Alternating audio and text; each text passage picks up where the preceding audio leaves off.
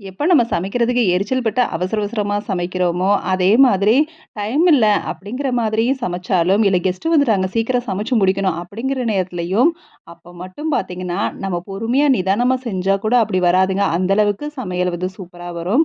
நம்மளே எக்ஸ்பெக்ட் பண்ணாத அளவுக்கு அது டேஸ்ட்டா வரும்.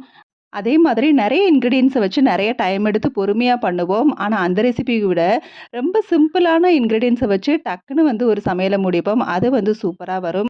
அதே மாதிரி ஒரு சில ரெசிபீஸ் வந்து சில வீடியோஸ பார்த்தா அப்படியே ட்ரை பண்ணுவோம். அப்ப அந்த ரெசிபி வந்து அந்த அளவுக்கு நல்லா வராது. ஆனா அத விட நம்ம எக்ஸ்ட்ரா வந்து கூட்டி குறைச்சு ஒண்ணு போடுவோம். அப்ப வந்து அந்த ரெசிபி சூப்பரா வரும். இந்த மாதிரி சமையல்ல ஒவ்வொன்னும் ஒவ்வொரு தினுசா நம்ம வந்து செய்வோம். ஆனா எப்படி இருந்தாலும் எல்லாருமே வந்து ஒவ்வொரு டிஷ்ல நான் இந்த ரெசிபில கிங்கு, இந்த ரெசிபில நான் கிங்கு அப்படிங்கிற மாதிரி ஏதாவது ஒரு நம்மளுக்குன்னு ஒரு யூனிக்கான ஒரு ரெசிபி இருக்கும். பட் எது எப்படியோங்க முட்டைய வச்சு எந்த டிஷ் ட்ரை பண்ணாலும் அந்த ரெசிபி சூப்பரா தான் வரும்.